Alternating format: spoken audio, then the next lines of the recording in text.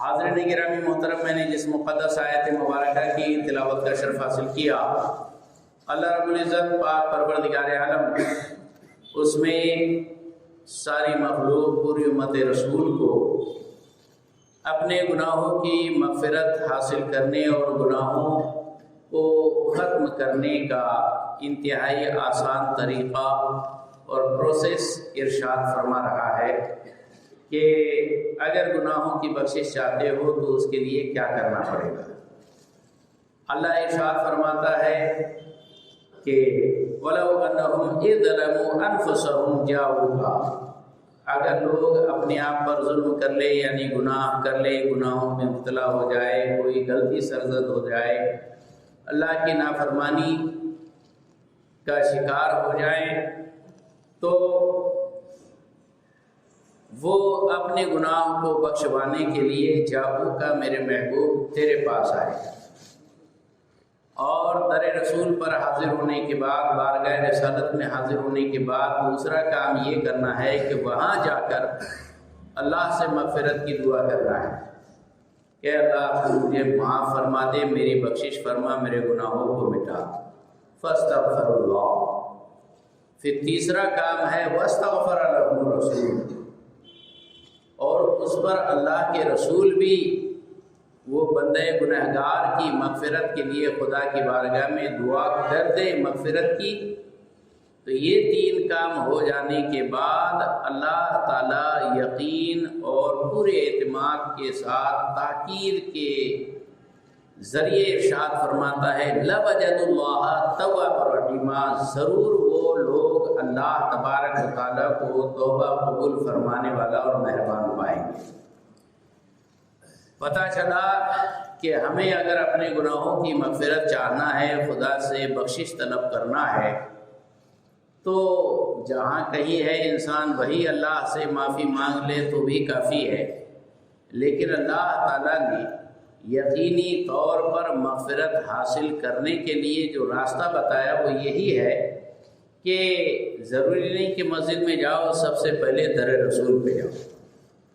اب یہ صاحب آپ بولیں گے کہ در رسول پر مدینہ طیبہ جانے کی کس کی اوقات، پاس مال و زر نہیں، اڑنے کو بھی پر نہیں، تم ہی کر دو انتظام، تم پہ کرو درود۔ یہ سب تو ہم نادار اور غریب لوگ پڑھتے ہی رہتے ہیں۔ تو اب گناہ ہو جائے تو مغفرت کے واسطے مدینہ طیبہ جانا، اس کا ویزا لگانا، پاسپورٹ بنانا، ٹکٹ نکالنا، وہاں جا کر ہوٹل کرنا، وہاں رہنا، کھانے پینے کا انتظام، یہ سارا لمبا چوڑا بکھیڑا اور خرچہ ہر ایک کی بس کی بات تو ہے نہیں۔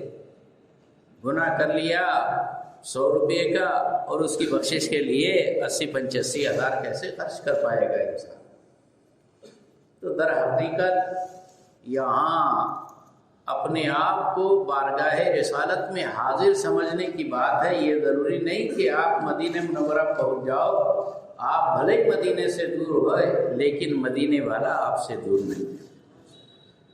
اس لیے اپنے آپ کو اللہ کے رسول کی بارگاہ میں حاضر سمجھو، اپنے گناہوں پر ندامت کے آنسو بہاؤ اور اللہ تعالیٰ سے مغفرت کی دعا کرو، تو یقیناً اللہ کے رسول بھی آپ کے لیے دعائے مغفرت فرما دیں گے۔ اور جب حضور کی دعائے مغفرت تمہارے حق میں ہو جائے گی تو یقین جان لو اللہ تعالیٰ تاکید کے ساتھ بڑی زبردست مضبوط انداز میں ارشاد فرماتا ہے لَوَجَدُوا اللَّهَ تَوَّابًا رَحِيمًا۔ یہ تین شرطیں پوری کرنے پر اللہ تعالیٰ کو ضرور خوب توبہ قبول فرمانے والا مہربان پائیں گے۔ اس لیے شاعر نے بھی کہا ہے عصیاں سے کبھی ہم نے کنارہ نہ کیا، پر تو نے دلا درد ہمارا نہ کیا، ہم نے تو جہنم کی بڑی کی تدبیر، پر تیری رحمت نے گوارا نہ کیا۔ اعلیٰ حضرت کے بھائی ارشاد فرماتے ہیں کہ میرے اعمال کا بدلہ تو جہنم ہی تھا، میں تو جاتا میرے سرکار نے جانے نہ دیا، میں تو جاتا میرے سرکار نے جانے نہ دیا۔ اللہ کے رسول صلی اللہ علیہ وسلم کے دربار کی حاضری بڑی سعادت مندی کی بات ہے۔ آقا حضور پاک صلی اللہ علیہ وسلم کے دربار کی حاضری کے آداب رب تبارک و تعالیٰ نے قرآن میں ارشاد فرمائے اور ساری مخلوق کو اپنے محبوب کے در کا راستہ دکھایا۔ اعلیٰ حضرت نے اس آیت پاک کو شعر میں اس طور پر سنجویا پرویا اور ارشاد فرمایا کہ بخدا خدا کا یہی ہے در، توبہ تو کرنا ہے خدا کی بارگاہ میں، مغفرت مانگنا ہے خدا کے دربار سے، لیکن جانا ہے تمہیں حاضر ہونا ہے حضور کی چوکھٹ پر۔ اعلیٰ حضرت فرماتے بخدا یعنی خدا کی قسم، خدا کا یہی ہے در، اللہ کی چوکھٹ رسول اللہ کا در پاک ہی ہے۔ بخدا خدا کا یہی ہے در، نہیں اور کوئی مفر مقر، اس دروازے کو چھوڑ کر کہیں اور بھاگنے اور جانے کا راستہ ہے ہی نہیں۔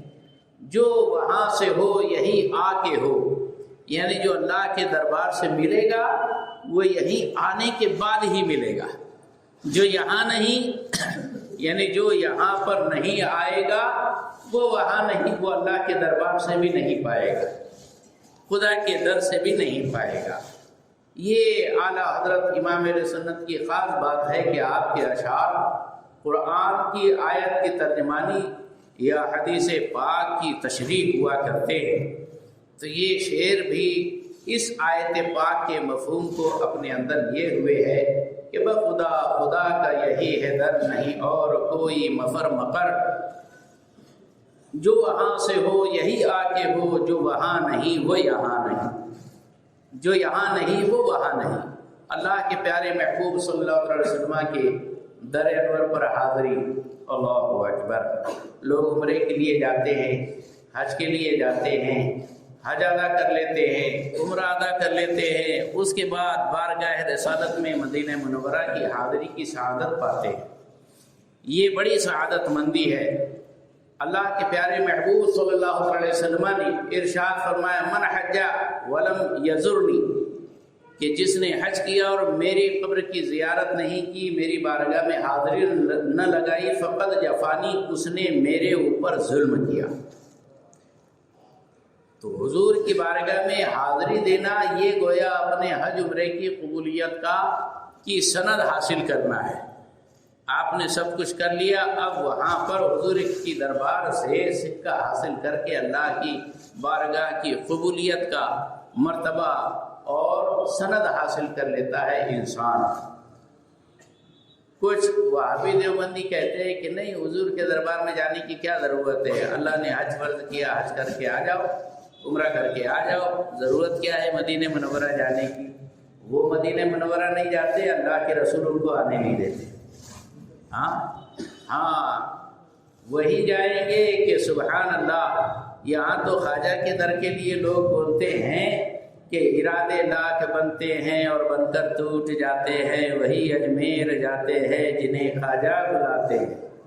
تو یہاں پر بھی اللہ کے رسول کے دربار کی شان یہ ہے کہ جسے چاہا در پہ بلا لیا، جسے چاہا اپنا بنا لیا۔ یہ بڑے کرم کے ہیں فیصلے، یہ بڑے نصیب کی بات ہے۔ گزشتہ ہفتے عوام الناس کے افادے کی خاطر عمرے کا طریقہ بڑے اچھے انداز میں اور جامع انداز میں پیش کرنے کی کوشش کی تھی تاکہ مختصر میں سب کچھ لوگوں کو پتہ چل جائے۔ اور اب انشاءاللہ عمرے کے بعد جو حاضری مدینہ کا طریقہ یہ آپ کے سامنے پیش کرنے کی سعادت حاصل کروں گا۔ حضور پاک صلی اللہ علیہ وسلم کے دربار کی حاضری، سبحان اللہ۔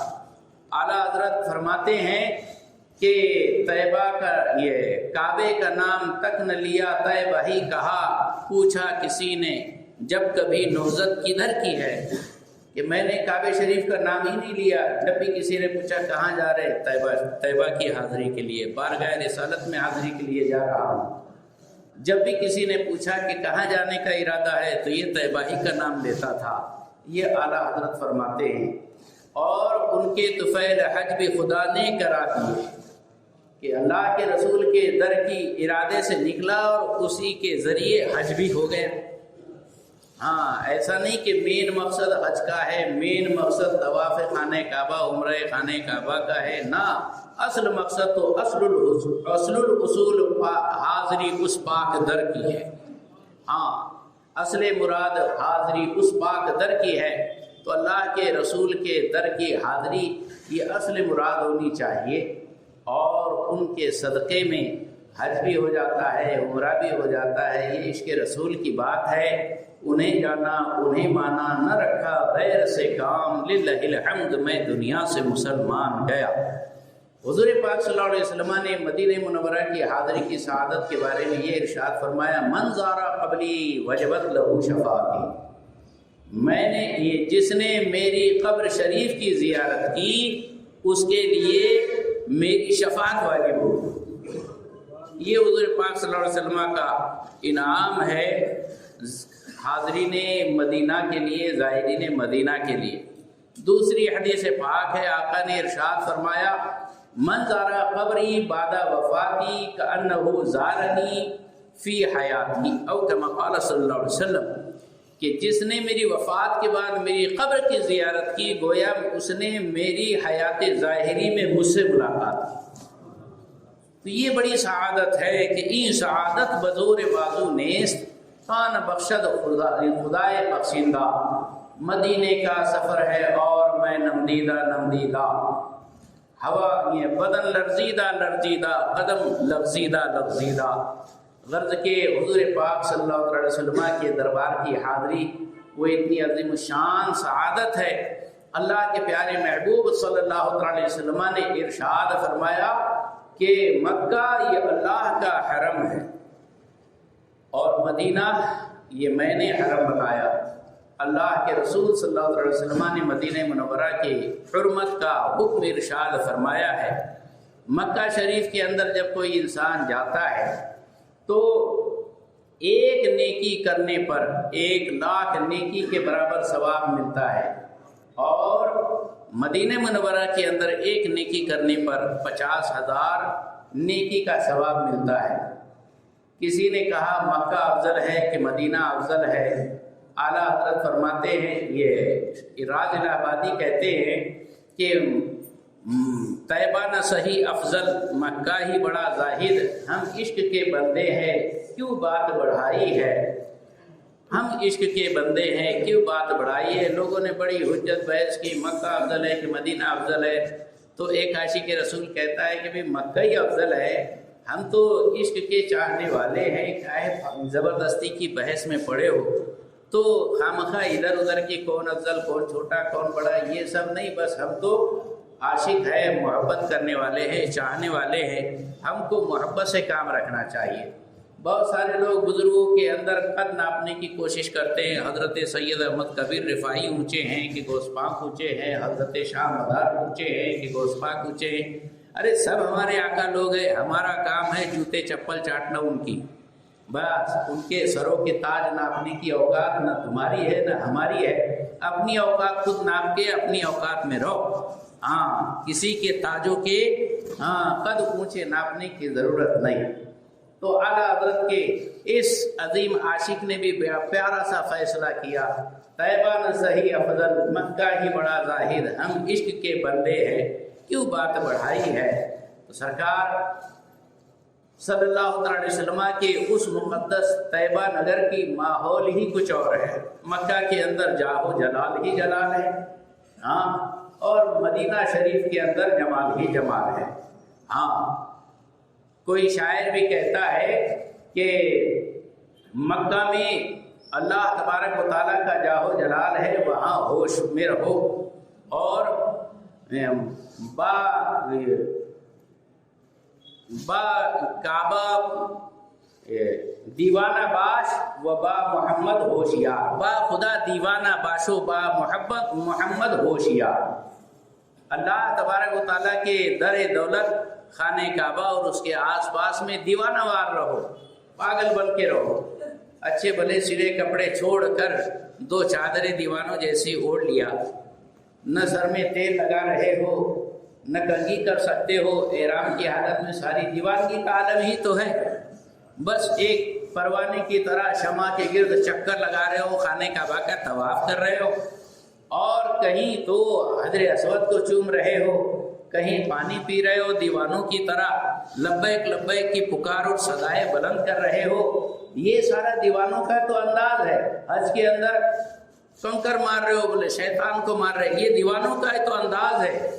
लिहाजा ये जो सही सफ़ा मरवा के बीच में दौड़ लगा रहे हो, ये दीवानों का अंदाज है। बा खुदा दीवाना बाश व बा मोहम्मद होशियार, और मोहम्मद सल्लल्लाहु अलैहि वसल्लम के साथ बड़े होश में रहो, अदब में रहो, कायदे में रहो। इसलिए कि यहाँ अदब का दामन अगर छूटा तो सब छूटा। अदब का हेस्त ज़ेरे आसमां अल अर्श नाजुक तर, नफस गुम करदा मी आयत जुनैदो बा यजीदी जा। फारसी शेर पढ़ते हैं, सबको मजा आता है, लेकिन है क्या इसका मतलब? अदब का हेस्त ज़ेरे आसमां, आसमान के नीचे ये ऐसी अदब का की जगह और अदब का मकाम है कि अदब का हेस्त ज़ेरे आसमां अल अर्श नाजुक तर, अर्श से भी नाजुक तरीन मकाम है ये दर मुस्तफ़ा। यहाँ पर जुनैद बगदादी, बायजीद बुस्तामी ये भी जब आते हैं तो नफस गुम करदा, यानी सांसों को भी रोक कर और थाम कर आते हैं कि सांस लेने की वजह से जो हल्की सी सरसराहट होती है वो भी कहीं इस दरबार के अदब के खिलाफ न हो जाए। कुरान पाक में अल्लाह ने अपने महबूब के दर का अदब ये सिखाया, ला तरफउ अस्वातकुम फौका सौतिन नबिय्ये, कि तुम अपनी आवाज को नबी की आवाज पर बुलंद मत करो। हाँ, कि कहीं ऐसा न हो जाए कि तुम्हारे अमाल अकारत हो जाए, सारी नेकियां बर्बाद हो जाए और तुमको पता भी न चले। ये है हुजूर के दरबार का अदब। लिहाजा वहाँ बावाज़े बुलंद न बात कर सकते हैं, न सलाम पेश कर सकते हैं, न बावाज़े बुलंद दुरूद शरीफ पढ़ सकते हैं, बल्कि पूरा जिस्म अदब के सांचे में ढले हुए इंतहाई दबी हुई आवाज़ के बिल्कुल सिर्री अंदाज भी न हो और न जहरी अंदाज हो, बल्कि बिल्कुल आहिस्ता आहिस्ता अस्सलातु वस्सलामु अलैका या रसूल अल्लाह, अस्सलातु वस्सलाम, एकदम बिल्कुल आहिस्ता आहिस्ता नॉर्मल अंदाज में आपको सलामी पेश करना है। इसलिए कि यहाँ जुनैद बायजीद सांसें थाम कर आते हैं। कितनी बड़ी शान है कि ये गुनाहों का पुतला वहाँ दरबारे रसूल में हाजिर हो गया। हुजूर ने अपने दरबार में बुला लिया, अपनी चौखट पर खड़ा कर दिया, अपने नसीबे पर कुर्बान जाओ। अल्लाह अकबर, बड़ी झूम कर कहते हो, आ जाए मुकद्दर से शहेदी जो मेरे घर, मैं कैसा लगूंगा, मेरा घर कैसा लगेगा। और नसीब तो ये है कि रसूल के घर पर आप पहुंच गए, तब देखो कि तुम कैसे लग रहे हो और रसूल पाक सल्लल्लाहु अलैहि वसल्लम का घर कितना अजीम शान है। ये सोचकर अपने आप को अदब का पैकर बनाओ। गर्ज के मदीने तैयबा की जब हाज़िरी हो, दरबार रसूल की जब हाज़िरी हो, इंतहाई सुकून इत्मीनान से अच्छी तरह से हुस्न कर लेना चाहिए। बेहतरीन शानदार अंदाज में जो है इत्र वगैरह में बस लेना चाहिए, और बेहतरीन जो भी आपको जोड़ा मयस्सर हो, अच्छे में अच्छा, बेहतर में बेहतर, उससे खूब सजो सवरो, ताकि ये पता चले मेरे मालिक ये जो आपने दिया वही मैं आपके पास पहन कर आया हूँ। और इस तौर पर निहायती अदब का पैकर बन के दरूदो सलाम पढ़ते हुए, इस्तिग़फ़ार पढ़ते हुए, नजरे नीचे झुकाते हुए मस्जिद नबवी शरीफ में आदाबे दुखूल मस्जिद को बजा लाते हुए, सीधा पैर अंदर दाखिल करते हुए अल्लाहुम्मा फ़्तह ली अबवाब रहमतिक पढ़ते हुए, नवैतु सुन्नतल एतिकाफ के कहकर एतिकाफ की नियत करते हुए दाखिले मस्जिद हो। और मौका मिले तो सबसे पहले ये रियाजुल जन्ना, वो मकाम मस्जिद नबवी शरीफ का कि माँ बैना बैती व मिंबरी रौज़तुम मिन रियाज़िल जन्ना, हुजूर का फरमाने आली शान है कि मेरे घर और मेरे मिंबर के दरमियान का हिस्सा ये जन्नत की क्यारियों में से एक क्यारी है, जन्नत के बगीचों में से एक बगीचा है। रियाज माने फूलों की क्यारी, फूलों का कुंडा। हाँ, तो जन्नत के बगीचों में से एक बगीचा है, ये हुजूर ने इरशाद फरमाया। तो वहाँ जाकर 2 رکعت تحیۃ المسجد یعنی مسجد میں داخلے کے بعد جو شکرانے کی نماز ادا کی جاتی ہے جس کو تحیۃ المسجد کہا جاتا ہے، نفل نماز ادا کیجئے۔ پہلی رکعت میں قل یا ایھا الکافرون، دوسرے رکعت میں قل ھو اللہ احد والی صورتیں پڑھ کر پھر ادب کے ساتھ مواجہہ شریف کی طرف یعنی حضور کے جالیہ مبارکہ کی طرف سلامی پیش کرنے کے لیے لوگوں کی قطار لگی رہتی ہے۔ 70,000 صبح ہے تو 70,000 شام، یعنی 70,000 صبح فرشتے آتے ہیں اور شام کو 70,000 فرشتے آتے ہیں حضور کی بارگاہ میں سلامی پیش کرنے کے لیے، اور ایک مرتبہ جو فرشتہ حضور کے دربار میں حاضر ہو گیا اس کو قیامت تک دوسرا چانس نصیب نہیں ہوتا۔ یہ تو فرشتوں کا حال ہے کہ زندگی میں ایک ہی چانس ملتا ہے حضور کی بارگاہ میں سلامی کرنے کے لیے، لیکن سرکار کا صدقہ کہ گنہگار امتوں کو اللہ نے چاہا تو رسول اللہ نے چاہا تو بار بار زیارت اور حاضری اور سلامی کا موقع اور شرف حاصل ہو جاتا ہے، بڑی بات ہے۔ تو وہاں پر جائیں اور نہایت ہی ادب کا پیکر بن کر دھیرے دھیرے آگے بڑھ کر نظریں جھکائے ہوئے جب وہاں سنہری جالیاں ہوں گی، بیچ والی جالی کے اندر 3 حلقے 3 راؤنڈ ہے جس میں پہلا نمبر کا بڑا ہے، تو وہیں حضور پاک صلی اللہ علیہ وسلم کا چہرہ منور ہے۔ ہاں، حضور پاک صلی اللہ علیہ وسلم کے چہرے منور کے سامنے ایک گول دائرہ ہوا وہاں پر جالی کے اندر لگا ہوا ہے، سمجھ لو کہ ہم حضور پاک صلی اللہ علیہ وسلم کے چہرے مواجہہ یعنی فیس ٹو فیس حضور کے ہم حاضر ہو گئے ہیں۔ کتنے بڑے نصیب کی بات ہے۔ پورے ادب و قاعدے عقیدت و محبت کے ساتھ آپ سلامی پیش کریں، الصلاۃ والسلام علیکہ یا رسول اللہ، الصلاۃ والسلام علیکہ یا نبی اللہ۔ یہ سلامی جتنی پیش کر سکے پیش کر لیجئے، پھر اس کے بعد 2 قدم آگے بڑھائیں تو دوسرا سرکل دوسرا دائرہ آپ کے سامنے ہوگا، وہاں صدیق اکبر حضرت سیدنا ابو بکر رضی اللہ تعالیٰ عنہ مدفون ہے، جن کی وصال کی تاریخ انشاءاللہ کل ہی ہوگی۔ ہاں، کہ آج کی رات 22 جمادی الاخر یہ حضرت سیدنا صدیق اکبر رضی اللہ تعالیٰ عنہ کی وصال کی تاریخ ہے۔ ماشاءاللہ نام بھی آ گیا اور کام بھی انہی کا چل رہا ہے۔ ہاں ماشاءاللہ، جیسے ہی آپ پہنچے آگے تو سیدنا صدیق اکبر کے مواجہے میں اور ان کے سامنے آپ کھڑے ہو گئے، وہاں ادب کے ساتھ سلامی پیش کیجئے، السلام علیکہ یا خلیفۃ رسول اللہ، اے اللہ کے رسول کے خلیفہ، خلیفۃ المسلمین، امیر المومنین سیدنا صدیق اکبر، یار غار مصطفیٰ، جان سارے مصطفیٰ، آپ کی بارگاہ میں سلامی پیش کرتے ہیں۔ اردو میں بھی پیش کر سکتے ہیں، کوئی عربی کمپلسری نہیں ہے، آپ وہاں تو دلوں کے جذبات دیکھے جاتے ہیں۔ اللہ اکبر، وہاں تو دل کی دھڑکنوں کو ناپا جاتا ہے، وہاں تو دلوں کی دھڑکنوں کو تولا جاتا ہے، وہاں تو عقیدتوں کی قیمت ہوتی ہے اور وہاں محبتوں کی قیمت ہوا کرتی ہے۔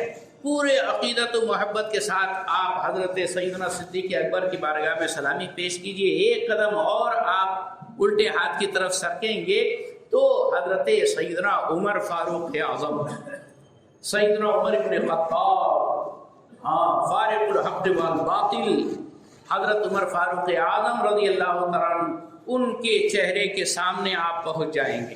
وہاں پر بھی بہت ہی ادب تہذیب اور قاعدے اور عقیدت و محبت کے ساتھ آپ سلامی پیش کیجئے۔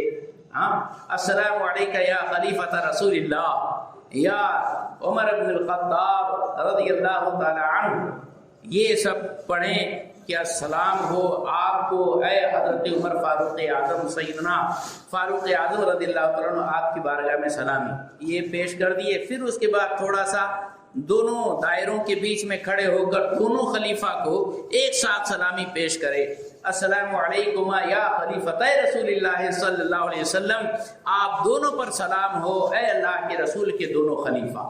آقا حضور پاک صلی اللہ علیہ وسلم نے حیات ہی میں فرمایا تھا، ہاکذا نبعث یوم القیامہ، ہم قیامت کے دن ایسے قبر سے اٹھیں گے، ایک ہاتھ میں صدیق کا ہاتھ ہوگا، دوسرے دستے کرم میں فاروق اعظم کا ہاتھ ہوگا۔ حضور غیب داں ہیں اور یہ بھی بتا رہے ہیں کہ ہماری قبر آزو بازو ہی میں ہوگی، یہ حضور پاک صلی اللہ علیہ وسلم کی علم غیب کی دلیل ہے۔ سبحان اللہ۔ تو جہاں بادشاہ ہوتا ہے وہیں اس کے وزیر بھی تو ہوتے ہیں۔ سرکار نے فرمایا یہ دونوں میرے دنیا کے وزیر ہے اور آسمان کے وزیر جبریل اور حضرت میکائیل ہے۔ تو اس طور پر 4 وزیر دنیا کے اندر، 4 وزیر آسمان میں، غرض کے 2 وزیروں کو پاس میں لے کر حضور پاک صلی اللہ علیہ وسلم پوری شان و شوکت اور شاہی روب و دبدبے کے ساتھ وہاں جلوہ افروز۔ دونوں خلفاء کو سلامی پیش کرنے کے بعد پھر حضور کے دربار میں، حضور کے مواجہہ شریف میں حاضر ہو جائیں اور پھر وہاں الصلاۃ والسلام علیک یا رسول اللہ، الصلاۃ والسلام علیک یا نبی اللہ، الصلاۃ والسلام علیک یا، جو بھی آپ درود پڑھنا چاہو پڑھو۔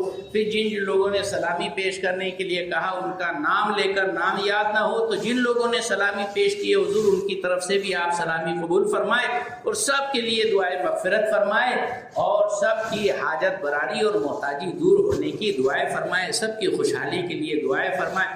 ساری چیزیں بس پیش کرو پیش کرو پیش کرو، یہ تو آداب ہے جناب، لیکن حقیقت میں دل کا حال ہی کچھ اور ہوتا ہے۔ جب پہلی مرتبہ بندہ حضور کے دربار میں حاضر ہوتا ہے تو وہ یہ آداب کا خیال تو خیر رکھتا ہی ہے، ادب کے مارے سسکیاں بھی اپنے آپ کو کنٹرول میں کرنے کی کوشش کرتا ہے، آنسو نہیں تھمتے، آنسو نکل جاتے ہیں اور کچھ خیال ہی نہیں رہتا کہ کہوں تو کیا کہوں، پڑھوں تو کیا پڑھوں، کیسے کہوں، کیا کروں کیا نہ کروں۔ وہ تو بالکل دیوانگی کے اندر رہتا ہے، اپنے آپ کو کھو جاتا ہے یہ سوچ کر کہ میں کہاں آ گیا، میں کہاں کھڑا ہوں، اللہ اکبر۔ لیکن حضور پاک صلی اللہ علیہ وسلم بھی ایسے بندہ پرور ہے، ایسے سخی ہے، ایسے دھنی ہے، ایسے داتا ہے، ایسے رحمت للعالمین ہے کہ سبحان اللہ کہ آقا حضور کے دربار سے کوئی خالی نہیں جاتا۔ جو آتا ہے زبان سے بولا وہ بھی ملتا ہے، جو نہیں بول پایا وہ دل کے اندرونی جذبات پر بھی اللہ کے پیارے محبوب کی نظر پڑ جاتی ہے اور جھولی بھر کر وہاں سے لوگ آتے ہیں۔